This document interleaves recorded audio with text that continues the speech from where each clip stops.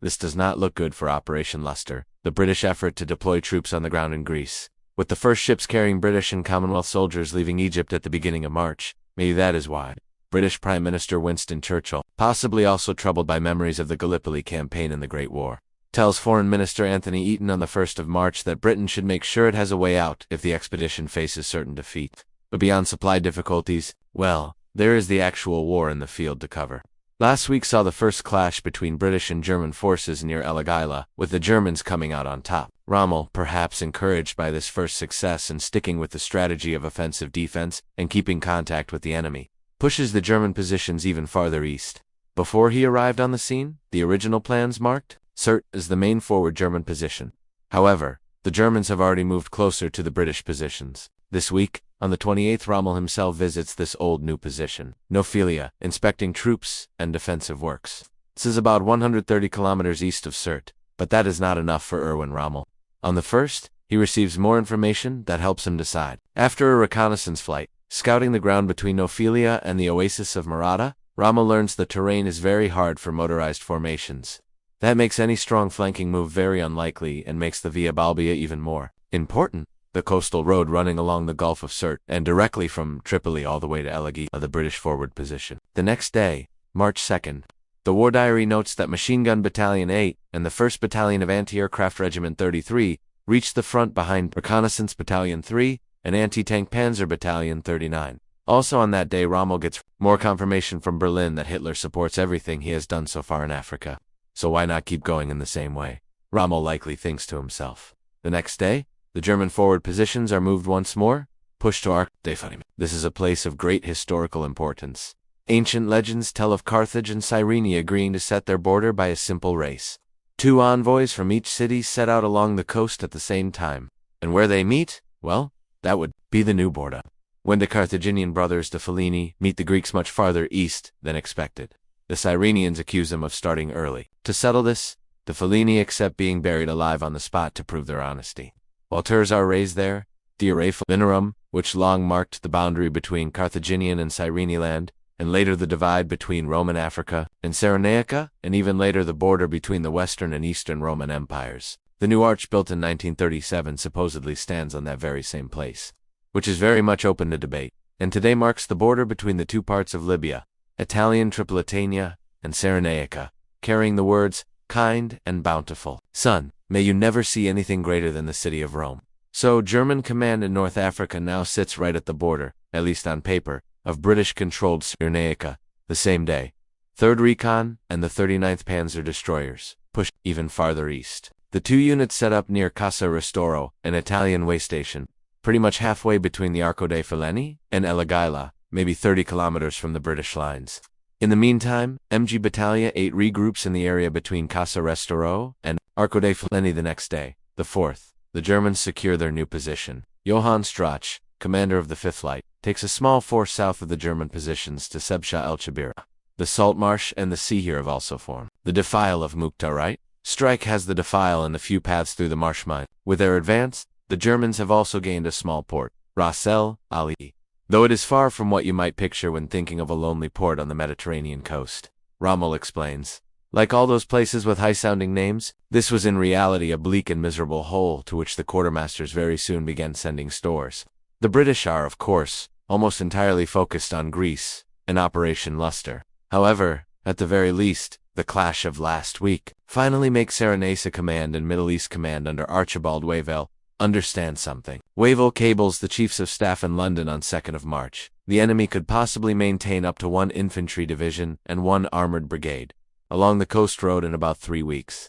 If they had a 2nd armored brigade, they might send it across the desert to attack the British flank, and they might do some offensive patrolling at Agila, and if they found the British screen weak. So Wavell is aware that an attack is, in theory, possible within 3 weeks. What Wavell must also know is that the Germans already carried out offensive patrolling at Elagila, and Wavell also definitely knows that the British screen is weak, with only a skeleton crew left guarding the western flank in North Africa. Yet, while Wavell may know this, no immediate action follows.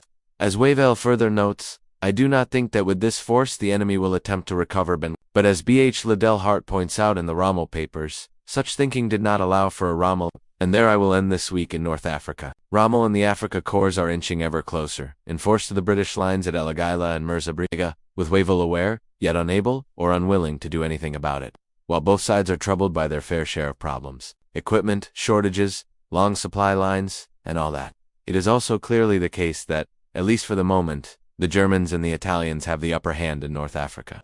What that means in the coming days and weeks remains to be seen, and so we shall see it right here, week by week.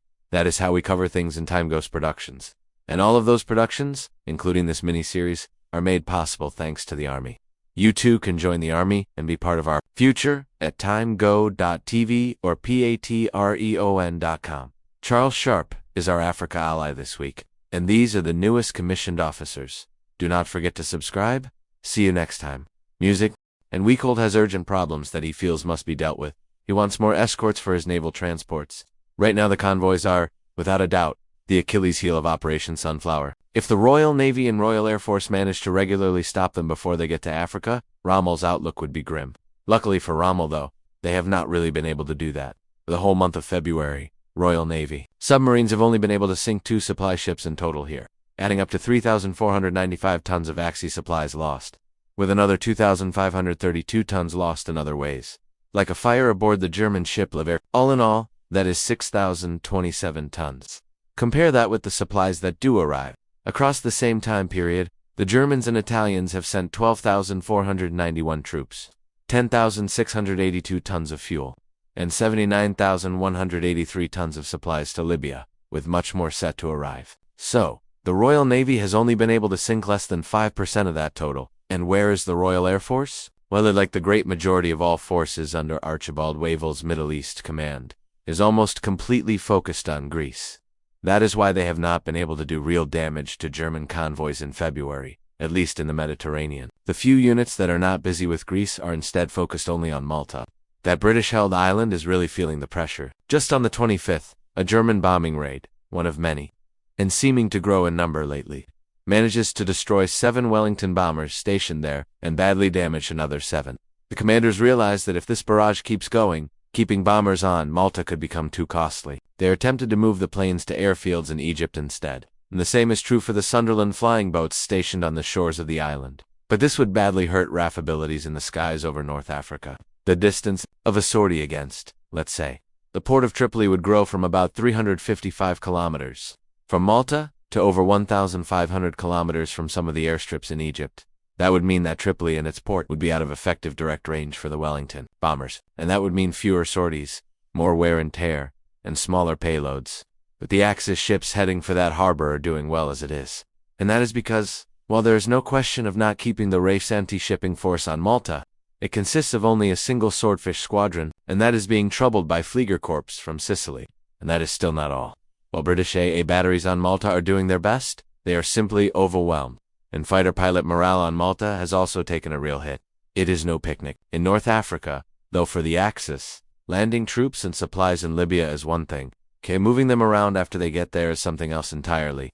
The Italians are already struggling to support their existing forces. There are constant shortages of trucks, and the incoming German vehicles are also completely too few for the huge job. Rommel complains. The Italians never built a coastal railway, which, yes, would really be helpful. Now German mechanics will also complain about the poor quality of the Italian fuel, but they have other problems too, not having desert experience.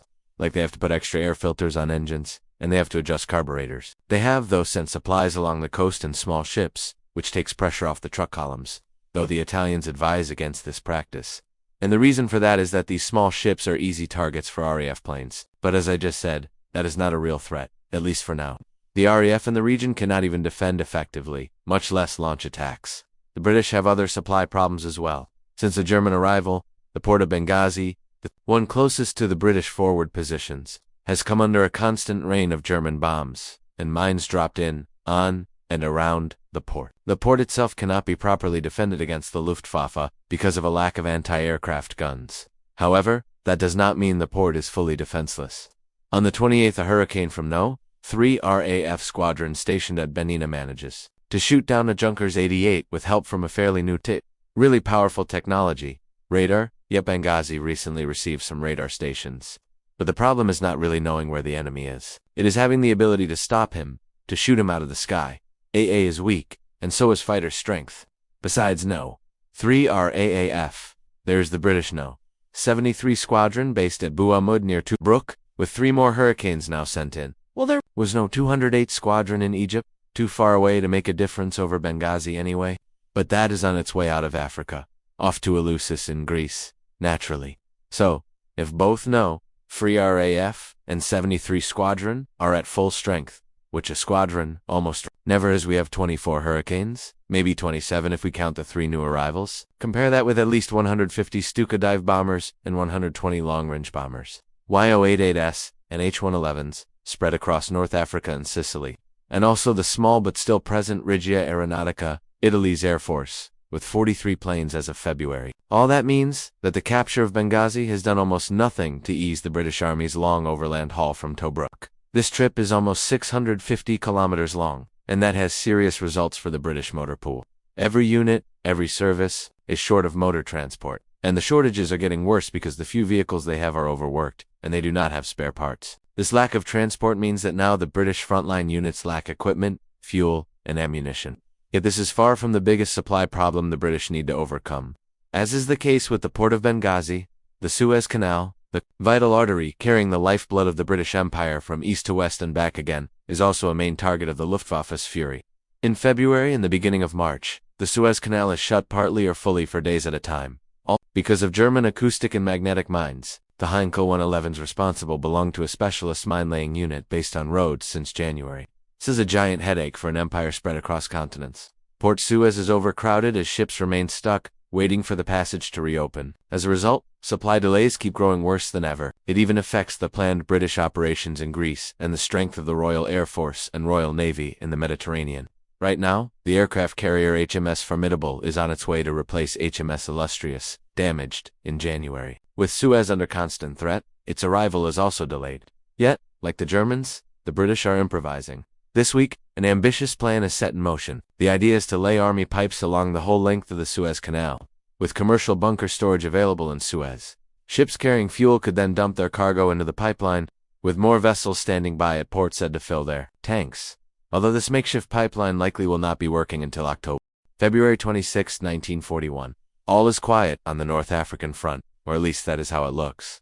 But that is the thing with appearances, isn't it? They can fool you. And this week, under the blazing sun of North Africa, that is exactly what is happening. While everything looks quiet, a lot is happening behind the scenes. Lines are redrawn, deployments are checked again, and plans are changed. By now, commanders on both sides know a future clash is coming, and is at most only a couple of weeks away. I'm Indy Needle, and welcome back to this World War II in real-time North Africa miniseries. Exciting stuff. So, without any more delay, I shall dive right in. A large part of the preparations made this week, at least on the German side, concerned the steady flow of troops coming from the port of Naples. Much of the 5th Light Motorized Division, the 1st Division assigned to Operation Sunflower, the codename for the German operation in North Africa, has not arrived. Yet, on the 27th, more of it slowly comes into the port of Tripoli. On board is Machine Gun Battalion 8, a motorized machine gun battalion. This gives German Commander Erwin Rommel 36 MG-34s firing 800 to 900 rounds per minute at maximum rate of fire, 8-centimeter mortar, a light anti-tank company armed with a 3.7 centimeters PaK-36s, and support units. But it is not only MG-8 that arrives. Half of the supply services for the 5th Panzer Regiment also step onto the African continent. The tanks themselves, though, are still some weeks away. Well, mostly. Some of the first German tanks also arrived this week, but they are few in number, and they were only sent ahead for testing purposes, and there is still more. The next day, an artillery battalion, the 1st Battalion of Artillery Regiment 75, something the Germans have completely lacked up to this point here, as well as to self-propelled 20mm flak anti-aircraft companies, also come ashore. There are still early problems here. The cooperation between the Italians and Germans, at least in the military, is still not fully smooth. On the 26th, Rommel has to defend his strategy in a meeting with the local Italian commander-in-chief, Italo Garibaldi, and in the presence of Mario Rota, Deputy Chief of Staff of the Italian Royal Army. The Italians, especially Garibaldi, are doubtful about Rommel's plans. However, as the German Africa Corps War Diary notes, Rommel wins the argument, and the 5th Light Motorized will be placed around Noflia. That is Rommel's chosen path after contact was made just 2 days ago on the 24th with the enemy. The first clash between German and Commonwealth troops on the African continent He does not want to let that chance go. After all, if you know where the enemy is, you usually know a lot about what he is doing. So Rommel plans to push German forces as close to the British positions as possible. Also on the 26th, there is another meeting Rommel takes part in. In the afternoon, he meets with an important man, Admiral Eberhard Wiekold. Wiekold is the Kriegsmarines, that is the German navy's man responsible for all convoys coming in from Naples across the Mediterranean. In other words, much of what Rommel can do and will be able to do depends on him.